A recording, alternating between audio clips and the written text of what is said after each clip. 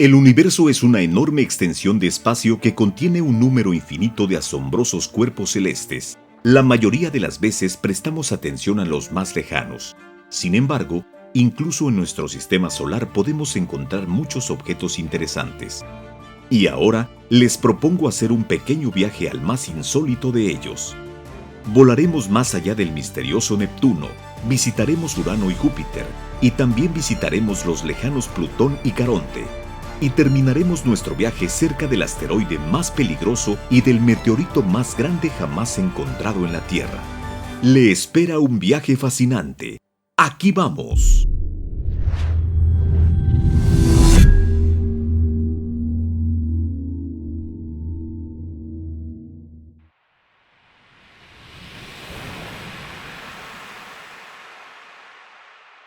Esta fue la famosa sonda espacial Voyager 2, que en la actualidad sigue siendo el único mecanismo que se ha acercado a Neptuno. El Voyager estuvo cerca del planeta solo unos pocos meses, pero incluso en este corto espacio de tiempo, logró obtener una cantidad de valiosa información. Neptuno fue el último cuerpo celeste grande que vio el Voyager 2 antes de que la sonda entrara en el área de la heliopausa y dirigirse al espacio interestelar. Pero, ¿cómo fueron las capturas que se vieron por última vez de Neptuno? Antes de averiguarlo, vamos a repasar su historia. El 20 de agosto de 1977 fue el día en que el Voyager 2 dejó la superficie de nuestra Tierra. Después de 41 años, está destinado a ir más allá de los límites de todo el sistema solar. Inicialmente, su misión implicaba explorar únicamente Júpiter, Saturno y sus satélites. Sin embargo, la trayectoria del vuelo también le presentó la oportunidad de visitar Urano y Neptuno. Ya para el 9 de julio de 1979, el Voyager 2 se acercó a Júpiter a una distancia de 71.000 kilómetros.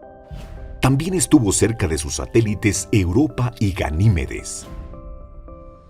Las imágenes transmitidas permitieron proponer una hipótesis sobre la existencia de un océano líquido bajo la superficie de Europa, y Ganímedes mostró que su corteza está cubierto de hielo sucio. Cuando 2 años más tarde, el Voyager ya estaba cerca de Saturno a una distancia de 101.000 kilómetros. La sonda pasó cerca de los satélites Tetis y Encélado y envió fotos detalladas de su superficie. De acuerdo a los pronósticos iniciales, su misión debería haber terminado allí, pero el Voyager continuó su curso. El 24 de enero de 1986, la sonda espacial se acercó a Urano y estuvo a 81.000 kilómetros de él. El Voyager 2 envió muchas imágenes a la Tierra, mostrando los satélites, los anillos y la superficie de este planeta. Gracias a estas fotos, los científicos descubrieron 2 nuevos anillos de Urano y exploraron más de cerca los 9 ya conocidos. Después de otros 2 años, el Voyager 2 se encontró en las cercanías del punto más lejano de su misión y el 24 de agosto de 1989, el Voyager 2 voló a 48.000 kilómetros de la superficie de Neptuno.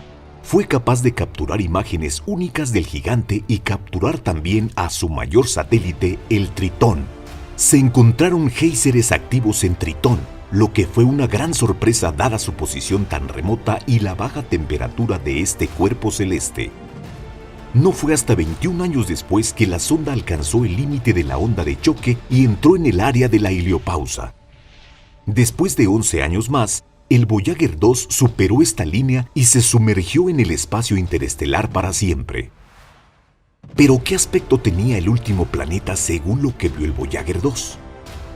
Estoy seguro de que muchos de ustedes estarán de acuerdo de que Neptuno es prácticamente el planeta más misterioso de nuestro sistema. Representa al cuerpo celeste que en su composición es el más similar a Urano. Por regla general, se percibe como un enorme planeta azul e incluso se califica como un gigante de hielo. La atmósfera de Neptuno es similar a la de Júpiter y consiste principalmente en hidrógeno y helio. El subsuelo del planeta consiste principalmente en piedra y hielo. Y el planeta tiene su color azul debido a la presencia de metano en las capas externas de su atmósfera. Neptuno es el 4º planeta en diámetro entre los otros planetas del sistema solar y el 3º en masa. El planeta tiene 17 veces el tamaño de nuestra Tierra. Neptuno también es conocido por su terrible clima, con los vientos más fuertes del sistema solar arrasando su atmósfera y, según algunas estimaciones, su velocidad puede alcanzar 600 metros por segundo. El viento tiene tal fuerza que habría desprendido fácilmente cualquier objeto que descendiese en el planeta. La temperatura en la superficie de Neptuno está cerca de los menos 220 grados Celsius. Pero una vez allí, el frío y los vientos más fuertes no serán la prueba más terrible para el hombre. Lo que es más aterrador es que, un año después de estar en Neptuno, representará 165 años de vida terrestre. Desde que este planeta fue descubierto en 1846, en Neptuno únicamente ha pasado poco más de un año. ¿Qué pudo haber visto el Voyager en este lugar sombrío? Las primeras fotografías del Voyager mientras se acercaba sobre Neptuno fueron recibidas el 23 de enero de 1989, cuando la sonda estaba a 310 millones de kilómetros del planeta. A medida que el Voyager se acercó, las imágenes comenzaron a mostrar formaciones de la atmósfera de Neptuno. Estas 3 imágenes fueron capturadas en intervalos de 90 minutos. En estas imágenes, los científicos pudieron ver las nubes atmosféricas por primera vez, así como capturar una enorme mancha oscura. El tamaño de esta mancha es comparable a la gran mancha roja de Júpiter, y esta zona de Neptuno es un 10% más oscura que la atmósfera que la rodea. Cuando el Voyager se acercó más, pudo capturar el color del planeta. Estas imágenes fueron tomadas a una distancia de 176 millones de kilómetros. El intervalo de captura entre ellas fue de 5 horas, y durante este tiempo el planeta logró hacer un giro de 100 grados. El objetivo siguiente fue fotografiar los satélites más cercanos. El 3 de julio de 1989 se la arregló para tomar una foto de Tritón y capturarlo a él y a Neptuno en el mismo cuadro. La sonda siguió acercándose y a 35 millones de kilómetros de Neptuno se realizó otro intenso estudio de las nubes. Además de la gran mancha oscura, se registraron varias docenas de otras formaciones similares. En esta foto de contraste, la sonda Voyager logró capturar fotos de nubes sutiles y brillantes. Con esta imagen, quedó claro que en Neptuno ellas están flotando muy por encima de la gran mancha oscura. El siguiente par de fotos fueron tomadas en un intervalo de 17 horas y mostraron que la gran mancha oscura había hecho un giro casi completo alrededor del planeta durante este tiempo. Se hizo evidente para los científicos que tales manchas en Neptuno pueden moverse alrededor del planeta a una velocidad de 100 metros por segundo. Con la ayuda de las imágenes del Voyager, también fue posible medir la velocidad del viento, que mostró que en algunas zonas esta velocidad alcanza los 700 metros por segundo, es decir, casi la velocidad del sonido. La distancia mínima de acercamiento del Voyager fue de 4.900 kilómetros de la capa de nubes del planeta. Las imágenes recibidas mostraban sutiles nubes, proyectando una sombra sobre la capa de nubes sólidas que se encontraba debajo. Durante su vuelo, el Voyager 2 también pudo capturar fotografías de varios satélites, como el Tritón y el Nereida. Después de eso, la sonda siguió adelante y se despidió de las especies de este planeta para siempre. La última captura del Voyager 2 cerca de Neptuno parecía una verdadera despedida. En ese momento, la sonda ya estaba en las sombras, así que solo parte del gigante de hielo era visible. Este fue el final de su breve conocimiento. El Voyager dejó el área para siempre. Hasta ahora, el Voyager 2 ha sido la única nave espacial que ha llegado a Urano y Neptuno. El éxito de su misión solo fue superado por la Estación Interplanetaria Automática New Horizons, que llegó a Plutón en julio de 2015. Sin embargo, el Voyager 2 permanecerá para siempre como una leyenda en la historia de la exploración espacial. En unos 300 años alcanzará el borde interior de la nube de Oort y en 30.000 años podrá salir de ella. Para entonces, es probable que se hayan enviado más de una misión de investigación a Neptuno. Pero los logros del Voyager 2 realmente pueden ser considerados un valioso comienzo en esta historia.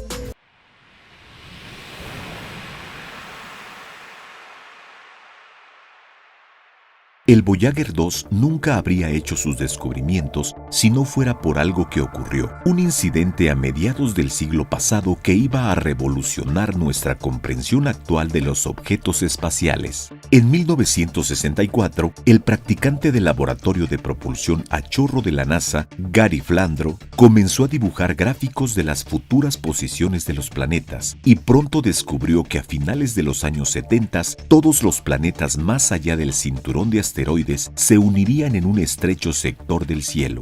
Tal evento ocurre en nuestro sistema una vez cada 175 años, y esta fue una oportunidad única. Realizando maniobras para aumentar la gravedad, la nave espacial podría ir de un planeta a otro y explorarlos todos. También reduciría el tiempo de vuelo, lo que aumentaría enormemente las posibilidades de éxito. Sin embargo, debido a los costos potencialmente altos, este ambicioso proyecto tuvo que ser rechazado. Es por eso que a la NASA se le ocurrió algo diferente. En 1977 se planificó un proyecto más barato, Mariner Jupiter Saturn 77. Aunque las dos sondas estaban destinadas a explorar exclusivamente Júpiter y Saturno, los científicos a cargo de su desarrollo diseñaron las sondas de manera que estuvieran listas para un viaje más prolongado.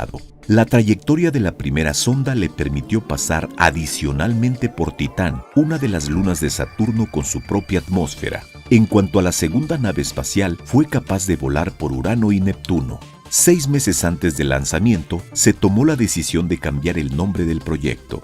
Así fue como los Voyagers aparecieron en la historia del descubrimiento del espacio.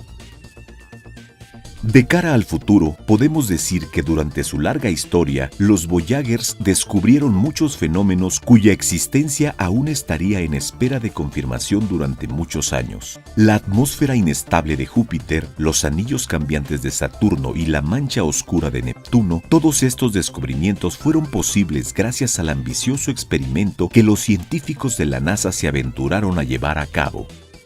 Y 9 años después de su lanzamiento, el Voyager se convirtió en la única nave espacial que llegó a Urano. Para acelerar las comunicaciones entre ella y la Tierra, las antenas parabólicas terrestres, una de 64 metros y dos de 24 metros de la red DNS, se entrelazaron.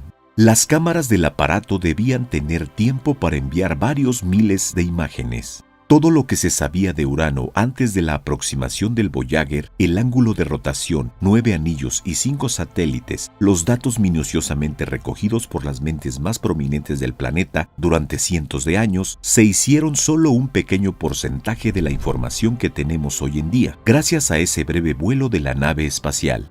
El 7 de junio de 1985 se tomaron las primeras imágenes de navegación del sistema de Urano, pero no fue hasta el 6 de noviembre que la cámara empezó a tomar imágenes más detalladas. Cabe señalar que los instrumentos de radiación electromagnética no escucharon nada en noviembre, diciembre ni en la primera mitad de enero. Al mismo tiempo, el sensor que registra el nivel de radiación de la Tierra se silenció solo después de la órbita de Marte, y el ruido de radiación de Júpiter comenzó el día de lanzamiento y no ha sido silenciado desde entonces. Michael Kaiser, del Centro de Vuelo Espacial Goddard, proféticamente señaló: o nos hemos encontrado con un planeta sin campo magnético, o es tan extraño que simplemente no sabemos qué buscar. Hasta la fecha, gracias a la investigación del Voyager, sabemos que el campo magnético de Urano tiene peculiaridades relacionadas con los detalles de su rotación. La peculiaridad radica en el hecho de que el eje magnético no coincide con el eje de rotación del planeta. De hecho, está desplazado por 1/3 de su radio en relación con su centro. Además, el eje magnético está inclinado con respecto al eje de rotación en un ángulo de 60 grados. La magnetosfera de Urano no se estira en una banda ancha, sino que se retuerce como en un sacacorchos. Esto sucede debido a la fuerte inclinación del eje de rotación con respecto al eje del campo magnético del planeta.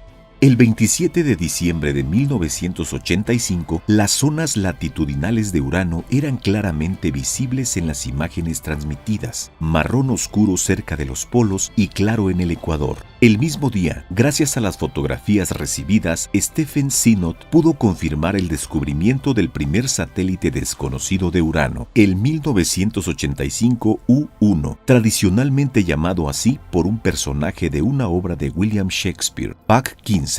En los días siguientes, el Voyager 2 continuó capturando fotografías de los satélites, entre los que ya se conocían previamente Titania, Oberon, Ariel, Umbriel y Miranda. Sin embargo, gracias a las fotografías recibidas, su número se ha triplicado.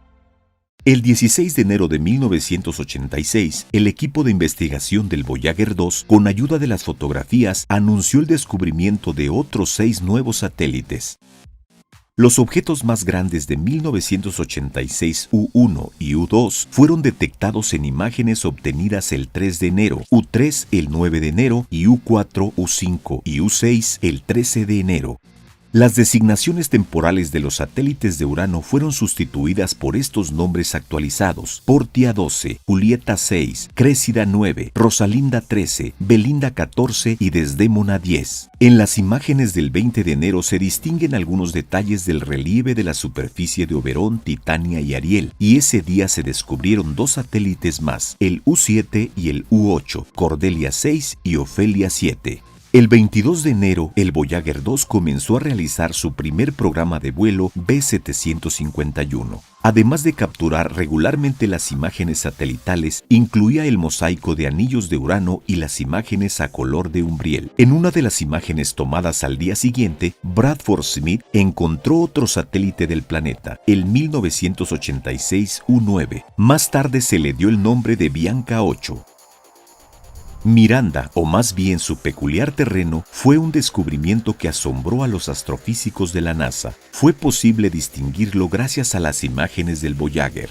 La capa exterior de la corteza de Miranda está plagada de fallas, valles, acantilados y desfiladeros, que en conjunto forman una especie de híbrido con los detalles geológicos de diferentes mundos. Según las estimaciones de los investigadores, al menos 10 tipos de terreno convergieron en el cuerpo celeste de unos 500 kilómetros de diámetro. En el pasado, hemos hecho un video sobre este tema antes, así que puede leer más sobre este satélite en el enlace de arriba. Luego fue el turno de los descubrimientos sobre los anillos de Urano. Cuando el Voyager pasó a través del plano de los anillos del planeta, a una distancia de 115.000 kilómetros de su centro y 60.000 del anillo exterior de Epsilon, muchas partículas de polvo cayeron en el campo de visión del dispositivo. Parecía una nebulosa difusa de 4.000 kilómetros de espesor. Así fue como el Voyager 2 descubrió 2 nuevos anillos de Urano. El primer anillo estaba situado entre los anillos Delta y Epsilon y fue provisionalmente llamado 1986 U1R. Bajo la luz solar directa se veía muy estrecha, solo 1-2 kilómetros y débil, y solo fue notado por los astrónomos durante las observaciones ultravioletas. Más tarde, el 10º anillo de Urano fue descubierto en las fotografías. En esta foto, todos son visibles, desde la franja brillante del anillo Epsilon en la parte superior hasta la tenue línea del 6º anillo. La existencia del segundo anillo descubierto por el Voyager, llamado 1986 U2R, fue confirmada hasta el 2004. Se encontraba a una distancia de 39.500 kilómetros del centro del planeta y 20 años más tarde emigró hacia el exterior, encontrándose ahora a una distancia de hasta 41.350 kilómetros. Antes de despedirse de Urano para siempre y dirigirse a nuevos horizontes, el Voyager 2 realizó una imagen de despedida del planeta. En el momento en que se capturó esta imagen, la sonda ya estaba a 1.000.000 de kilómetros de distancia y se estaba preparando para otro misterio del sistema solar, Neptuno. Este encuentro anunciaría un gran avance científico. Y al mismo tiempo, a miles de millones de kilómetros de distancia de él, miles de personas contenían el aliento, preparándose para dar un nuevo paso hacia lo desconocido.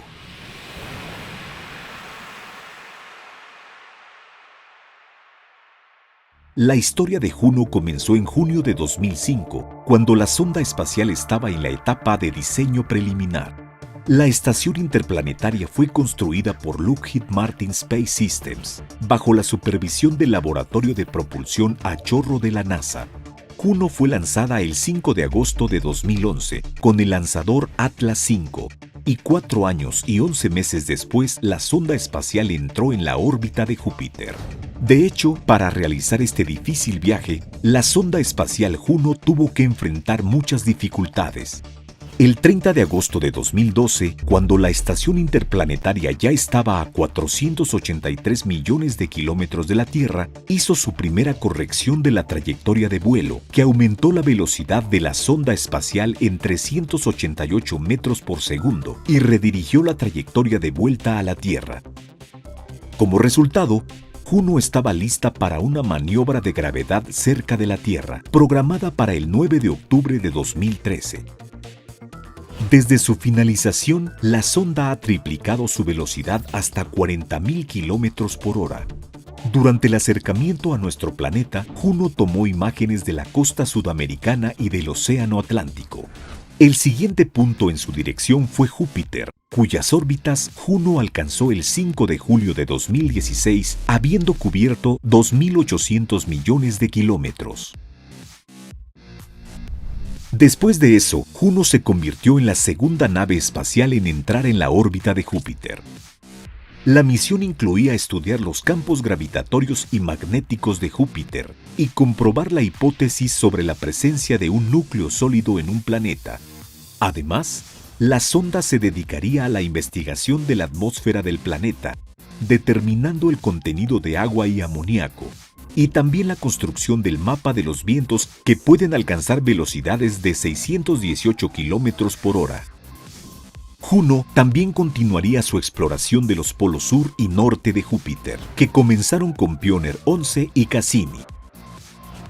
Para que estos objetivos se implementen con éxito, la sonda está alimentada por paneles solares, que son los más grandes entre los utilizados en otras estaciones interplanetarias. Además, con la ayuda de instrumentos que operan los rangos infrarrojos y de microondas, Juno puede medir la radiación térmica proveniente de las profundidades del planeta. Estas observaciones complementarán el cuadro de los estudios anteriores al estimar la cantidad de agua y por lo tanto de oxígeno.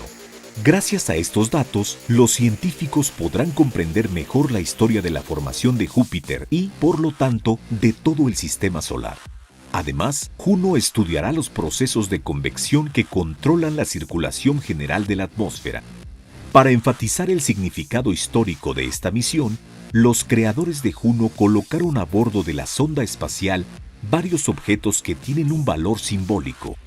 Estos incluían una placa dedicada a Galileo Galilei y 3 figuras de Lego, representando al propio Galileo, al dios romano Júpiter y a su esposa Juno, todas hechas de aluminio. Las primeras imágenes tomadas por esta estación permitieron a los científicos ver a Júpiter en una serie de imágenes en color, que luego fueron convertidas en videos cortos. En él podemos ver un espectáculo único.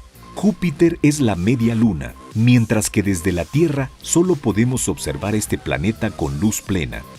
El 27 de agosto de 2016, Juno voló a una distancia de 4.000 kilómetros desde la zona de nubes de Júpiter, permitiendo a los científicos obtener una mejor vista de sus polos norte y sur. Por lo general, imaginamos a este planeta como rayado, pero en sus polos reina una imagen completamente diferente, porque no existen zonas de cinturón y los ciclones envuelven muchas pequeñas lluvias en enormes espirales, supuestamente vagando a través de la atmósfera polar durante mucho tiempo. Esto es bastante diferente del mismo Saturno, donde podemos ver nubes hexagonales claras en los polos. Los remolinos de nubes en espiral característicos de los polos de Júpiter. Después de estudiar el planeta en infrarrojo, los científicos pudieron ver las zonas cálidas del interior del planeta y trazar un mapa de sus nubes con más detalle. El modelo en computadora muestra los resultados del escaneo infrarrojo. Juno fue capaz de capturar incluso las luces polares de Júpiter gracias a un detector de ondas de radio que capturó las partículas que formaron este fenómeno. Resplandor en el polo sur de Júpiter. Durante su análisis, la sonda fue capaz de determinar que la estructura en capas de la atmósfera de Júpiter se conserva hasta las capas inferiores y que allí comienza a cambiar gradualmente. Atmósfera de Júpiter. Si la misión de esta estación se completa con éxito, es probable que la biblioteca del conocimiento humano se enriquezca con un valioso conjunto de nueva información sobre este planeta gigante.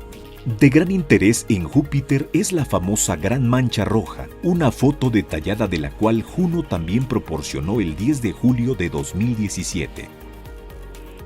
Imagen de Júpiter de la Gran Mancha Roja, norte a la derecha, sur a la izquierda, 10 de julio de 2017. Gracias a la investigación de Juno sobre este misterioso fenómeno, se descubrió que un vórtice rojo gigante está penetrando en la atmósfera del planeta a lo largo de 320 kilómetros y gira en sentido contrario a las agujas del reloj a más de 500 kilómetros por hora. Los científicos concluyeron que los vientos huracanados se forman allí de la misma manera que en la Tierra, por la diferencia de temperatura. Juno descubrió que las raíces de la Gran Mancha Roja son 50 o 100 veces más profundas que los océanos en la Tierra y son más cálidas en la base que en la parte superior. La imagen muestra datos de los 6 canales del radiómetro de microondas a bordo de Juno. La mancha se extiende por 16.000 kilómetros de ancho y 40.000 kilómetros de largo. Es decir, es 1.3 veces mayor el diámetro de nuestra Tierra. Con la ayuda de las imágenes obtenidas por Juno, los científicos comprenden que el polo norte de Júpiter es el centro de un poderoso ciclón, alrededor del cual se encuentran 8 ciclones más pequeños, densos y simétricamente ubicados, de 4.000 a 4.500 kilómetros de diámetro. Las velocidades del viento en estos vórtices alcanzan los 350 kilómetros por hora. Vórtices atmosféricos en el cinturón templado del norte de Júpiter. La imagen fue tomada el 23 de mayo de 2018 desde 7.900 kilómetros de distancia de la capa de nubes del planeta. Una imagen similar de enormes vórtices atmosféricos se encontró en la región del Polo Sur, pero no hay 8, sino 5 ciclones, y son más grandes, desde 5.500 hasta 7.000 kilómetros de diámetro. Los científicos lo han estado observando con interés durante 2 años, tratando de entender cuán estables son y si cambian con el tiempo. Las nubes brillantes tienen una temperatura de menos 13 grados centígrados y las oscuras menos 188 grados centígrados. Este video fue creado a partir de una serie de imágenes que fueron recibidas por la sonda el 29 de octubre de 2018. En ella podemos ver cómo la sonda Juno está acercándose a Júpiter. A mediados de septiembre de este año, la estación automática Juno por 22ª ocasión se acercó a Júpiter. Y aquí algunas nuevas imágenes que pudimos conseguir. El final de Juno llegará en el 2021, cuando la estación será sacada de su órbita y se dirigirá a la atmósfera de Júpiter, donde estará destinada a morir. Esta decisión se tomó en vista de la necesidad de evitar que la estación colisione con uno de los satélites galileos, en los que se permite la posibilidad de la existencia de vida. Después de eso, los científicos comenzarán a procesar toda la información obtenida con la ayuda de Juno, lo que llevará varios años para analizarla. Es demasiado pronto para hablar del resultado de esta legendaria misión, porque existe una alta probabilidad de que los principales descubrimientos de Juno aún estén por hacerse.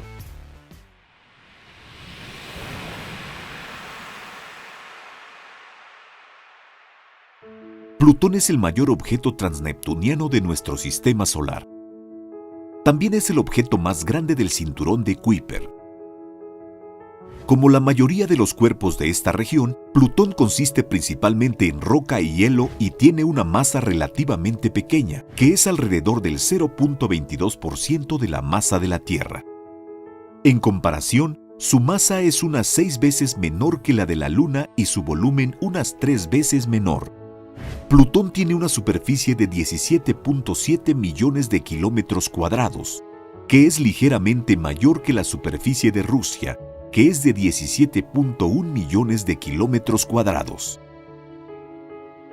El diámetro de este cuerpo celeste alcanza los 2.376.6 kilómetros, que es 1.097.6 kilómetros más pequeño que el diámetro de nuestra Luna. La atmósfera de Plutón está compuesta principalmente por gases que se evaporan del hielo de la superficie. Hasta ahora, sabemos que su principal componente es el nitrógeno. Además, la atmósfera también incluye metano y monóxido de carbono. Bajo la acción de los rayos cósmicos de alta energía, de estas sustancias se forman compuestos más complejos, no volátiles a las temperaturas de la superficie de Plutón, etano, etileno y acetileno, así como tolinas que a su vez debido a sus propiedades se depositan en la superficie del planeta y le dan un tono marrón. La temperatura media de la superficie de Plutón es de 50 grados Kelvin o menos 223.15 grados centígrados. Al mismo tiempo con la altura, esta cifra aumenta unos 7 grados con cada kilómetro y la temperatura en la atmósfera es de 40 grados más alta que en la superficie.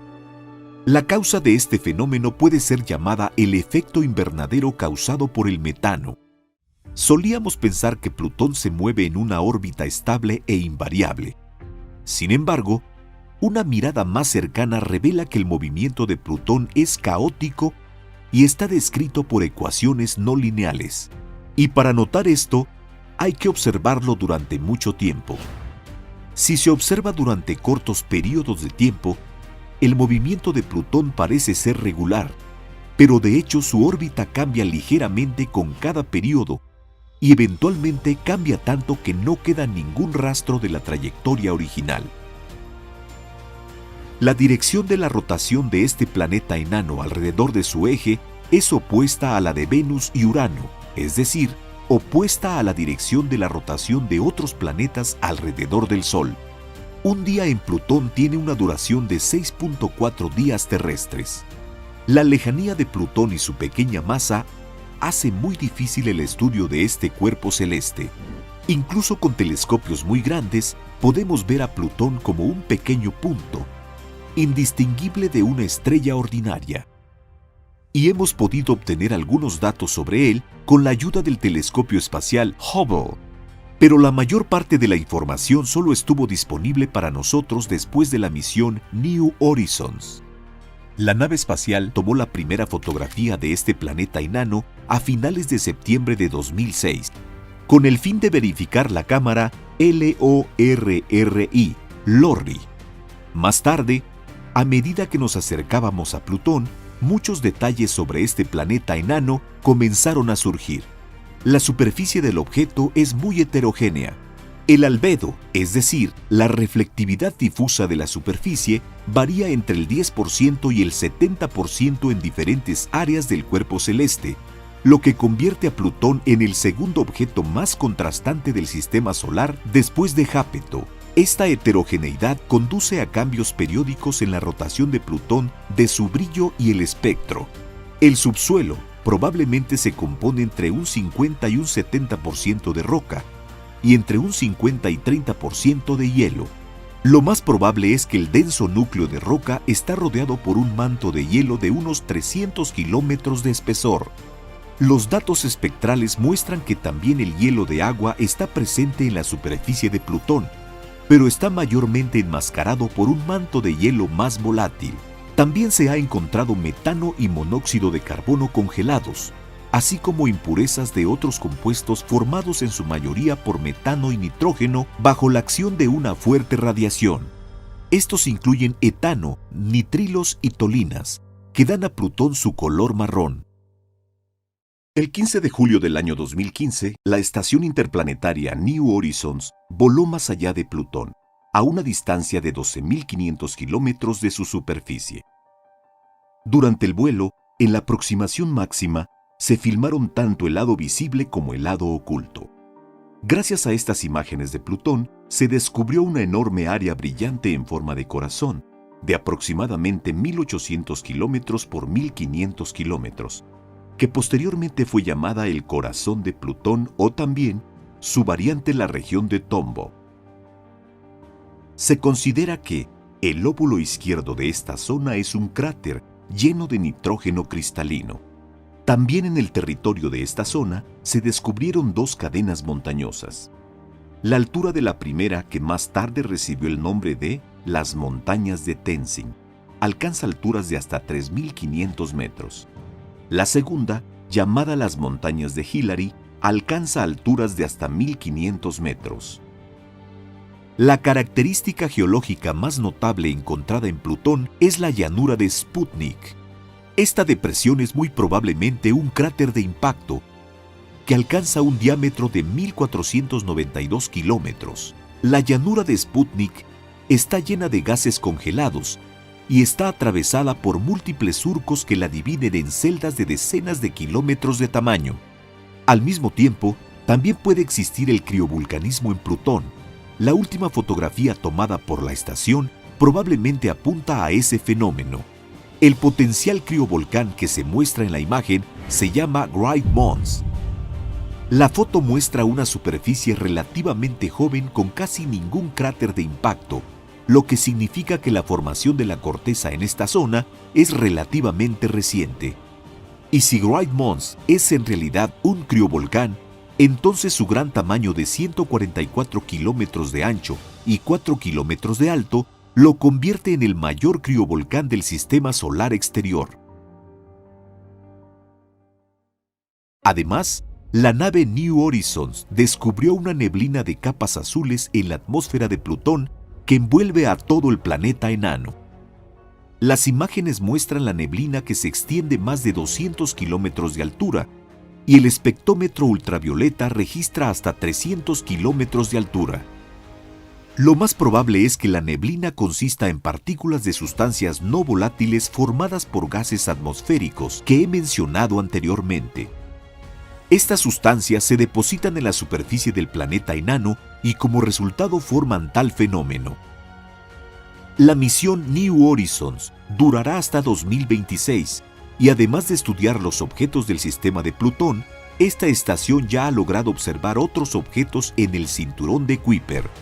Y aunque no tiene combustible para un cambio de rumbo significativo, la energía del generador de radioisótopos es suficiente para otros 10 años. Inmediatamente después de que la estación pasara por Plutón, los astrónomos usaron el telescopio Hubble para buscar candidatos adecuados para los próximos objetivos de la misión. El primero de ellos fue Ultima Thule, un asteroide binario del cinturón de Kuiper, que consta de dos objetos con diámetro de 19 y 14 kilómetros, el cual New Horizons visitó el 1 de enero de 2019, y el asteroide 2014 PN70 con un diámetro de 40 kilómetros que la estación pasó en marzo de 2019. Además, a 8.000 millones de kilómetros de la Tierra, New Horizons tiene ahora una vista más detallada de las estrellas más cercanas al Sol, Próxima Centauri y Wolf 359. Y en abril de 2020, la estación también se utilizó para redefinir la distancia a esas luminarias. Es posible que estos objetivos no sean los últimos en la lista de logros de esta asombrosa misión. Y mientras las imágenes tomadas por la estación se transmitan a nuestra Tierra, podemos seguir estudiando los cuerpos celestes que ya han sido fotografiados por New Horizons. Por ejemplo, el mayor satélite de Plutón, Caronte, cuyo estudio también se llevó a cabo con la ayuda de la estación.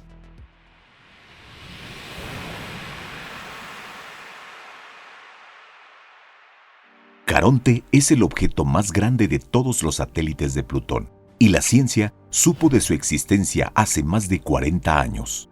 Este cuerpo celeste fue descubierto el 22 de junio de 1978 por el astrofísico estadounidense James Christie, y fue descubierto en fotografías obtenidas por el Observatorio Naval de los Estados Unidos.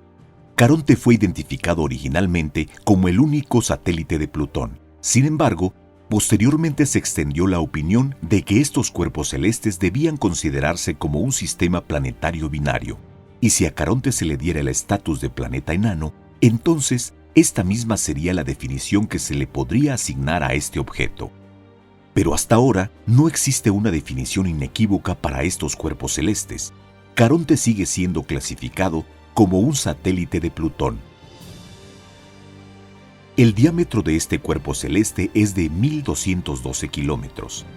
Eso es aproximadamente la mitad del diámetro del propio Plutón y casi 3 veces menor del diámetro de nuestra Luna.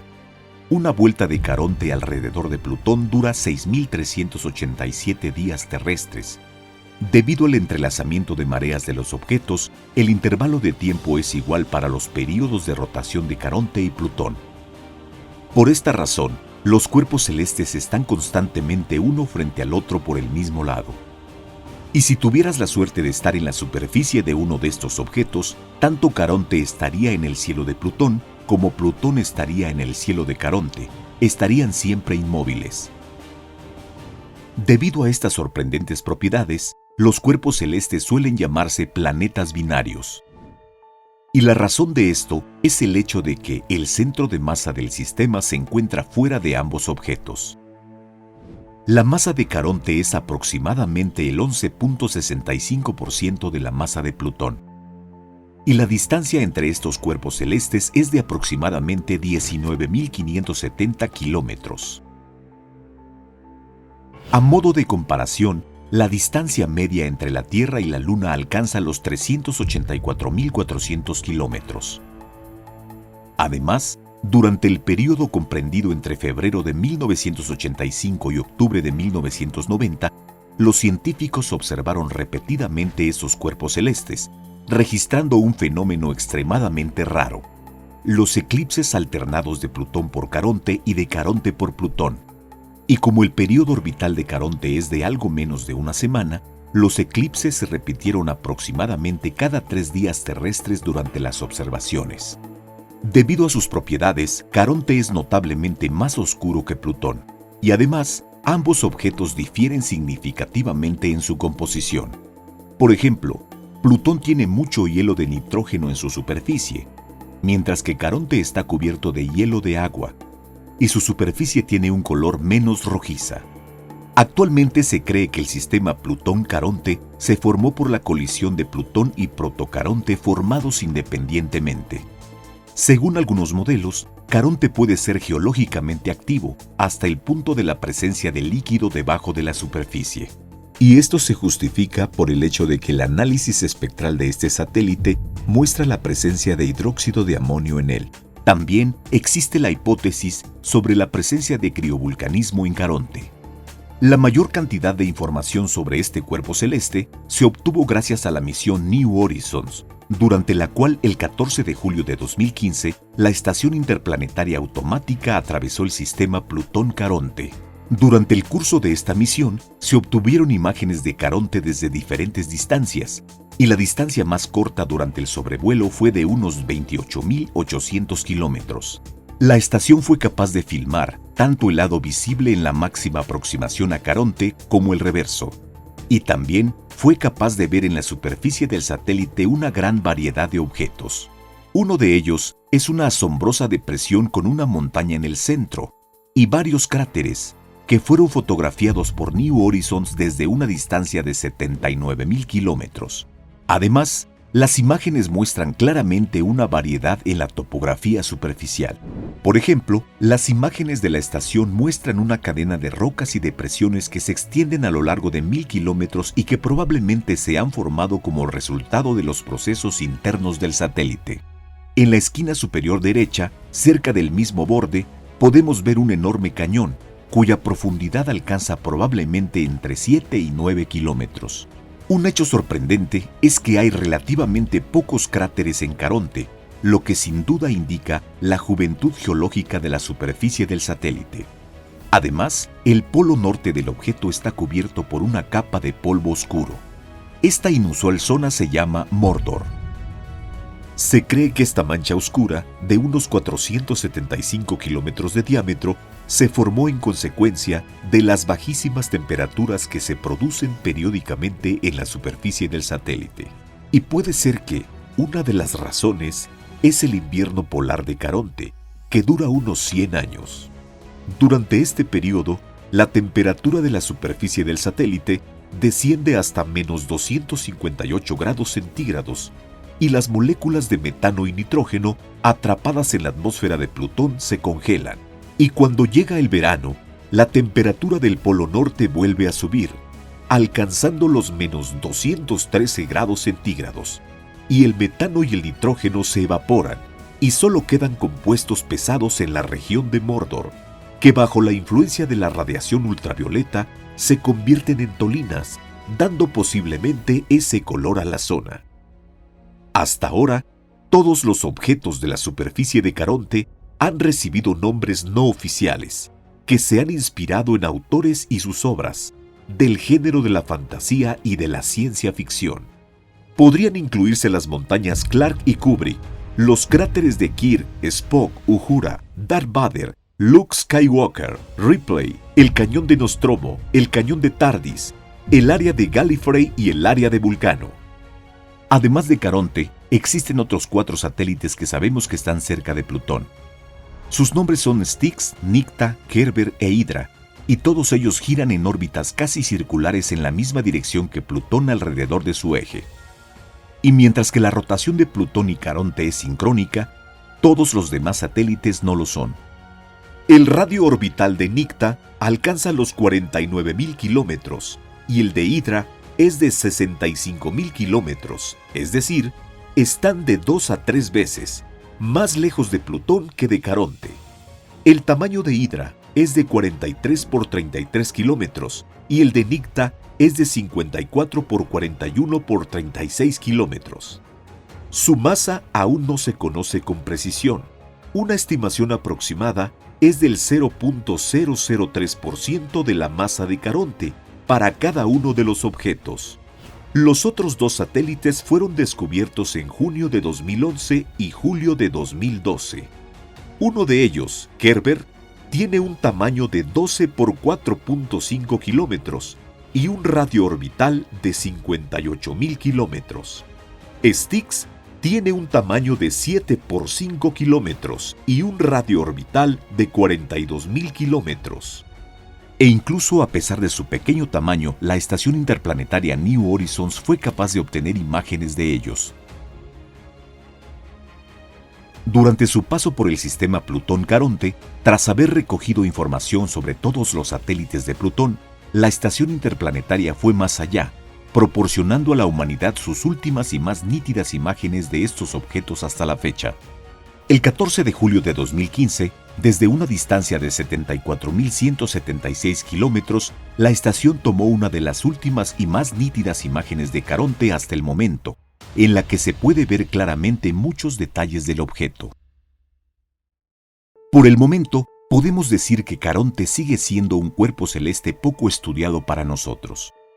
Pero gracias a las misiones que se han realizado, podemos sacar conclusiones sobre su naturaleza, propiedades y evolución. Y si la misión New Horizons fue revolucionaria en su época, es probable que en las próximas décadas se lleven a cabo proyectos similares en más de una ocasión. Y eso significa que quizá pronto conozcamos una nueva información sobre este asombroso objeto espacial.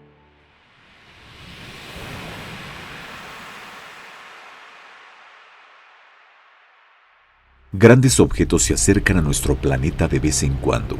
Por ejemplo, el 14 de noviembre del 2020, el asteroide 2020 VT4, de aproximadamente 10 metros de diámetro, pasó a una distancia de 383 kilómetros por encima de la superficie de la Tierra, es decir, por debajo de la Estación Espacial Internacional y de la mayoría de los satélites. Los científicos están constantemente atentos a las amenazas conocidas, pero la situación se complica por el hecho de que la mayoría de los asteroides son más bien cuerpos oscuros y pequeños para los estándares cósmicos. Sin embargo, la explosión causada por la caída de un cuerpo celeste de solo 10 metros de diámetro es comparable en fuerza a la explosión nuclear de Hiroshima. Aunque no deja contaminación radioactiva, una explosión de esta magnitud podría borrar una pequeña ciudad de la faz de la Tierra. Un asteroide de 50 metros de diámetro, es decir, del tamaño de un edificio moderno de gran altura, al caer produciría una explosión de varias decenas de kilotones y podría destruir casi por completo una gran ciudad. Un asteroide de este tipo que caiga en el océano podría crear un tsunami de hasta 10 metros de altura, llevando la destrucción a muchos cientos o miles de kilómetros desde su lugar de impacto. La caída de un asteroide de aproximadamente 1 kilómetro de diámetro traería una destrucción masiva a todo un continente. La fuerza de la explosión podría alcanzar miles de megatones en equivalente de TNT, y sus efectos se sentirían en toda la Tierra durante muchos años. Es probable que ni siquiera la civilización humana ni la vida misma sobrevivan a tal cataclismo, excepto tal vez los organismos más simples y resistentes. Ha habido extinciones masivas similares en la historia de la Tierra, siendo la más famosa la del Cretácico-Paleógeno, que ocurrió aproximadamente hace unos 66 millones de años. Se cree que, como resultado, los dinosaurios desaparecieron de la faz de la Tierra, junto con muchas otras especies. El mayor acontecimiento de extinción en masa ocurrió aproximadamente hace unos 251 millones de años, marcando el límite entre los períodos Pérmico y Triásico. Las estimaciones basadas en las excavaciones paleontológicas sugieren que hasta el 90% de la vida acuática y el 70% de la vida terrestre se extinguieron en ese momento, y se cree que una de las causas de estas catástrofes fue el impacto de un gran asteroide. Actualmente, se estima que el número de objetos potencialmente peligrosos es de aproximadamente unos 1.500 a 2.000, pero según el telescopio WISE, este número puede llegar a ser de 4 a 6.000 objetos. Estos pequeños y oscuros cuerpos celestes son extremadamente difíciles de detectar. Por ejemplo, el asteroide 2008 TC, que se quemó en la atmósfera sobre Sudán en 2008, tenía un tamaño entre 2 a 5 metros, y se vio solo 20 horas antes de que se estrellara contra la Tierra. Afortunadamente, nadie resultó herido. Incluso existe un indicador especial conocido como la escala de Palermo. Este es un indicador generalizado del peligro de los cuerpos celestes, teniendo en cuenta su energía cinética y la probabilidad de colisión con la Tierra. Cuanto más alto es su valor, mayor es la amenaza a nuestro planeta. Si el indicador de la escala de Palermo está por debajo de la marca en menos 2 puntos, el cuerpo celeste está virtualmente a salvo. Los asteroides, cuyo indicador está entre menos 2 y 0, no representan una amenaza directa, pero requieren una vigilancia constante. Finalmente, los objetos con un indicador positivo son críticamente peligrosos para la Tierra. En la actualidad, no existe ningún cuerpo celeste con un indicador positivo de la escala de Palermo, y solo 2 asteroides se encuentran en la zona amarilla de peligro, es decir, tienen un indicador de menos 2 a 0.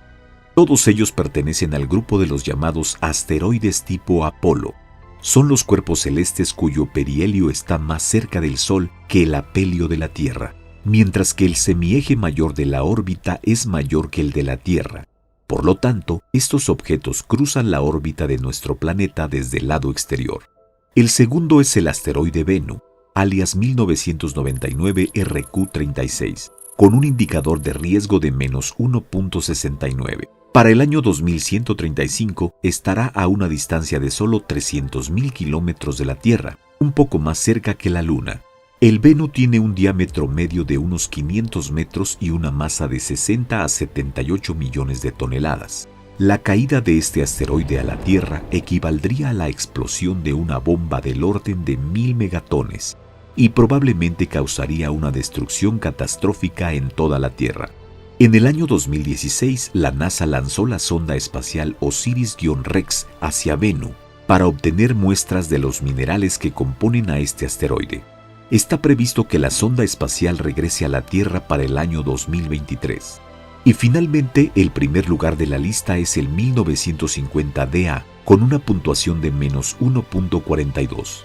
En la actualidad es el candidato más peligroso para una colisión con la Tierra. Su diámetro es aproximadamente de 1.3 kilómetros y su masa varía entre 2 y 4 mil millones de toneladas. El asteroide tiene una órbita elíptica alargada, que cruza no solo la órbita de nuestro planeta, sino también la de Marte. El 1950 DA se acercará a la Tierra a una distancia mínima en el año 2035, pero el acercamiento peligroso será hasta el 16 de marzo del año 2880. Entonces, ¿qué pasaría si este asteroide colisiona con la Tierra? Supongamos que no existe ninguna medida que haya podido contrarrestar dicha colisión y el desastre es inevitable. Un enorme bloque de roca con un diámetro de casi 1.5 kilómetros y una masa aproximada de entre 2.000 y 4.000 millones de toneladas se precipita a la Tierra a una velocidad de unos 14 kilómetros por segundo. Esta es la velocidad que la NASA calcula para el 1950 DA si colisiona con la Tierra. En primer lugar, durante el proceso de frenado, parte de la materia del asteroide se quemará y se dispersará en la atmósfera, mientras que es muy probable que el bloque principal se rompa en varios fragmentos grandes y muchos más pequeños. Dependiendo de su tamaño, cada uno de ellos, al impactar contra la corteza terrestre, produciría una explosión de al menos 20 kilotones, en promedio, tan potente como una carga nuclear moderna. Es probable que la potencia total de las explosiones supere los 1.500 megatones y la zona de bombardeo podría superar la superficie de Europa. Todas las estructuras en un radio aproximado entre 300 y 500 kilómetros serán destruidas hasta el suelo, e incluso los búnkeres subterráneos reforzados no pueden garantizar una protección completa. La energía de la onda de choque será suficiente para rodear varias veces a la Tierra, disminuyendo gradualmente y causando una nueva destrucción. Sin embargo, si el impacto ocurre en el océano, el impacto podría generar gigantescos tsunamis de 40 metros de altura y más. Los tsunamis viajan varios miles de kilómetros con poca o ninguna pérdida de poder destructivo. Las zonas costeras de los continentes adyacentes al lugar del impacto se inundarían y las ciudades y asentamientos serían destruidos. Los múltiples impactos de los escombros de roca que caen sobre la superficie de la Tierra levantarán muchas toneladas de polvo en la atmósfera. Los vientos dispersarán rápidamente estas densas nubes, bloqueando la luz solar, causando un dramático enfriamiento. Tal fenómeno se llama invierno nuclear. Es probable que un choque de esta magnitud no solo afecte a la corteza terrestre, sino que también alcance el manto. La onda de choque podría desencadenar múltiples erupciones volcánicas en toda la Tierra, lo que a su vez desencadenaría una segunda ola de tsunamis y terremotos. Toneladas de ceniza expulsadas a la atmósfera exacerbarán el efecto invernadero. Un punto de vista común es que una colisión de la Tierra con un asteroide podría cambiar su órbita o su período de rotación. Esto podría conducir a cambios climáticos catastróficos, hasta la completa inadecuación de nuestro planeta para la vida. Pero los cálculos muestran que el impulso, incluyendo el mayor asteroide del Sistema Solar, no es suficiente para tales consecuencias. Un objeto capaz de cambiar la órbita de la Tierra es una cantidad muy considerable que debería tener un tamaño al menos similar a la Luna o Plutón. Sin embargo, en este caso, las consecuencias de una colisión con ella serían mucho más graves que el cambio de la órbita o el período de rotación. Sin embargo, la probabilidad de colisión del 1950 DA con la Tierra es solo del 0.012%. Sin embargo, puede aumentar debido a los cambios en la órbita de este objeto como resultado de las colisiones con otros cuerpos celestes. Durante mucho tiempo se pensó que la humanidad no había alcanzado aún un nivel de desarrollo suficiente para protegerse del impacto de un asteroide. Solo podíamos observar objetos potencialmente peligrosos. Cambiar la órbita o destruir un asteroide era el campo de las películas y libros de ciencia ficción. Sin embargo, la ciencia no se queda quieta. En el año 2004, cuando se pensaba que la amenaza de Apophis era relativamente significativa, se propuso que su superficie se cubriera con una película reflectante de la luz para permitir que la presión de la luz solar cambiara la órbita del asteroide. También ha habido ideas de bombardeo nuclear y el uso de tractores a reacción para cambiar las órbitas de los cuerpos celestes. En el año 2018, la NASA junto con SpaceX aprobó el programa DART, cuyo objetivo es tratar de cambiar la trayectoria de un asteroide al chocar con una nave espacial artificial. El objetivo seleccionado fue el asteroide gemelo Didymo, que consta de dos componentes con diámetro de 800 y 150 metros respectivamente. El lanzamiento del aparato está previsto para el año 2021. A pesar de la estrecha vigilancia de los cuerpos celestes en el Sistema Solar, siempre existe la posibilidad de que un cuerpo celeste desconocido, cuya órbita podría ser peligrosa para la Tierra, pueda llegar desde algún lugar en el borde del Sistema Solar. Algunos cometas y asteroides orbitan el Sol durante cientos o incluso miles de años, y su pequeño tamaño y superficie oscura hacen difícil detectar estos huéspedes potencialmente peligrosos. Sin embargo, la probabilidad de una colisión tan catastrófica es increíblemente baja. y existen muchas otras amenazas mucho más peligrosas para la Tierra.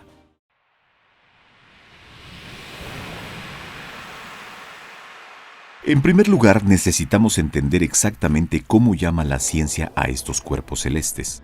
El término asteroide se originó a principios del siglo XIX. Se usó para descubrir los puntos similares a estrellas observados a través de un telescopio que, a diferencia de los planetas, estos parecían discos. Por esta razón, hasta 2006, los asteroides se clasificaban a menudo como planetas menores y se consideraba que el principal parámetro definitorio era un diámetro de al menos 30 metros. Los cuerpos celestes que no alcanzan este tamaño se llaman meteoroides. Los cuerpos que se queman en nuestra atmósfera se llaman meteoros. Y los objetos espaciales que llegan a la superficie de la Tierra o a cualquier otro cuerpo celeste se denominan comúnmente meteoritos. La mayoría de ellos, en su forma final, tiene una masa de pocos gramos a varias decenas de toneladas. En promedio, la masa total de meteoritos que caen sobre la superficie de nuestro planeta cada año puede alcanzar aproximadamente las 2.000 toneladas. Básicamente, los meteoritos entran en la atmósfera de la Tierra a una velocidad de unos 50 kilómetros por segundo. Y como resultado de este rápido movimiento, podemos observar cómo se calientan y brillan. Debido a que se quema y es arrastrado por la corriente de partículas entrantes, la masa del meteorito que ha llegado a la superficie puede ser significativamente menor que la original. Y si estamos hablando de cuerpos celestes muy pequeños, entonces a una velocidad de más de 25 kilómetros por segundo, el objeto se quemará casi sin dejar residuos. Sin embargo, cuando el meteorito aún logra penetrar la atmósfera de la Tierra, al desacelerar debido a la resistencia del aire, pierde la componente horizontal de su velocidad y esto lleva a un cambio en la trayectoria de la caída. Por ejemplo, si inicialmente el meteorito cae horizontalmente, entonces como resultado de la desaceleración, su caída puede llegar a ser casi vertical. Al mismo tiempo, la luminiscencia del meteorito en este caso se hace menos visible y el objeto mismo se enfría considerablemente. Pero si un cuerpo celeste logra llegar a la superficie de la Tierra, al final causa un impacto. A este fenómeno se le conoce como evento de impacto. En la mayoría de los casos se formará un cráter en el lugar del impacto y también existe la posibilidad de un incendio, un terremoto o un tsunami. Un evento de impacto puede causar procesos verdaderamente catastróficos y según algunas teorías, los impactos de meteoritos han sido la causa de grandes eventos de extinciones masivas. Cuando un objeto de este tipo entra en contacto con la superficie de la Tierra a altas velocidades, se libera una gran cantidad de energía que va acompañada de poderosos procesos explosivos que forman un cráter de tamaño mucho mayor que el diámetro del propio meteorito. Por ejemplo, el ampliamente conocido cráter de Arizona, con un diámetro de 1.2 kilómetros, apareció hace unos 50.000 años, tras la caída de un cuerpo celeste de 50 metros con un peso aproximado de unas 300.000 toneladas. La fuerza de la explosión en el momento de impacto fue similar a la explosión de 8.000 bombas atómicas, similares a las bombas lanzadas sobre Hiroshima. Al mismo tiempo, como resultado de un proceso llamado metamorfismo de impacto, tales caídas pueden formar rocas enteras y algunos depósitos minerales han surgido gracias a este fenómeno. Por ejemplo, los depósitos de cobre y níquel en el cráter Sudbury. Los cráteres de los meteoritos pueden alcanzar un tamaño de hasta 500 kilómetros y algunos de ellos incluso tienen sus propios asentamientos humanos. Por ejemplo, el cráter de Vredefort, que se encuentra en Sudáfrica, llamado así por la localidad que se encuentra en su interior, el diámetro del cráter alcanza los 300 kilómetros. A manera de comparación, es aproximadamente un tercio más grande que el cráter de Chicxulub y el cráter de Sudbury. Este objeto se formó hace más de 2.000 millones de años y fue causado por el impacto de la Tierra con un asteroide, cuyo diámetro alcanzó aproximadamente unos 10 kilómetros. Vredefort es considerado el segundo cráter más antiguo de la Tierra, ya que es solo unos pocos cientos de millones de años más joven que Suabiarvi, que alcanza los 2.400 millones de años de antigüedad. El objeto es también el cráter más grande, si no tenemos en cuenta el cráter inexplorado Wilkes Land en un diámetro de 500 kilómetros que está situado bajo la capa de hielo de la Antártida. El White Land se formó muy probablemente como resultado del impacto de un asteroide de aproximadamente 60 kilómetros de diámetro. Inicialmente, los científicos no pudieron determinar la fecha de su formación. Sin embargo, investigaciones recientes han revelado que el cráter tiene aproximadamente unos 250 millones de años de antigüedad. Es probable que un evento de impacto como este causara la extinción masiva del Pérmico, que llevó a la extinción del 96% de todas las especies marinas y el 73% de los vertebrados terrestres. Sin embargo, esta versión todavía no puede considerarse probada porque el estudio del cráter es complicado debido a su ubicación.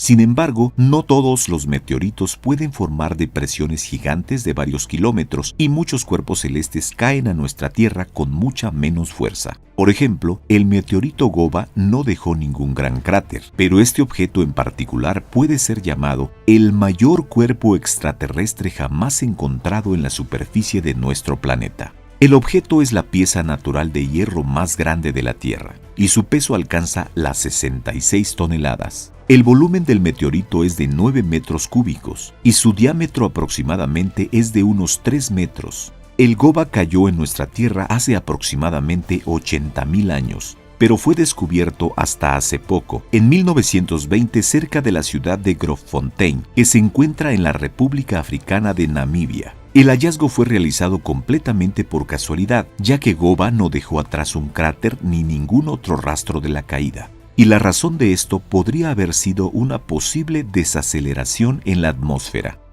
Además, el objeto tiene una superficie lisa y plana, lo que es inusual para la mayoría de los meteoritos. En términos de composición, Goba es un cuerpo metálico denso, que el 84% está hecho de hierro, 16% níquel y tiene una pequeña mezcla de cobalto.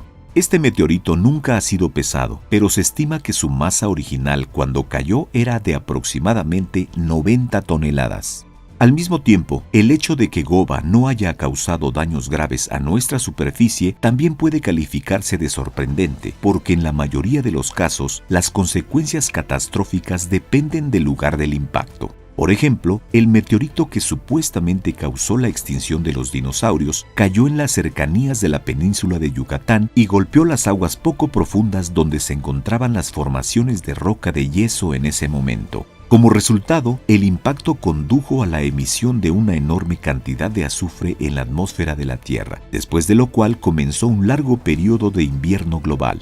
Debido al hecho de que este asteroide cayó en un ángulo aproximadamente de unos 60 grados, la máxima cantidad de polvo fue liberada en la atmósfera y el impacto en sí mismo causó un tsunami de unos 80 metros de altura. La onda expansiva de alta temperatura que pasó sobre la superficie de la Tierra provocó incendios forestales en todo el mundo, y las partículas de polvo y hollín levantadas provocaron un cambio climático, dando lugar a una nube de polvo que cubrió la superficie del planeta de los rayos directos del Sol durante varios años. No hace falta decir que la probabilidad de que tal impacto ocurra en nuestra época es demasiado baja, ya que la caída de grandes meteoritos es un fenómeno poco frecuente.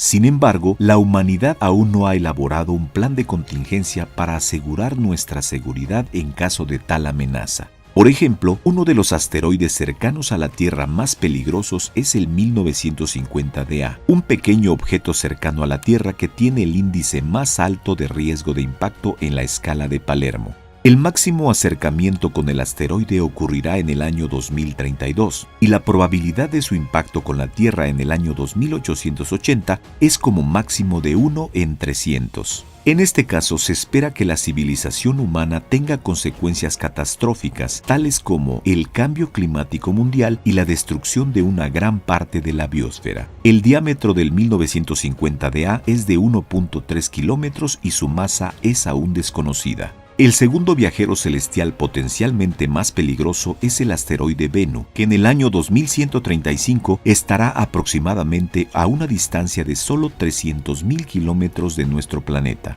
La fecha de la posible caída oscila entre los años 2175 y 2199, ya que durante todo este periodo Bennu se acercará a la Tierra 78 veces a una distancia muy cercana, pero la probabilidad de que el asteroide caiga a la Tierra es de 1 en 4000.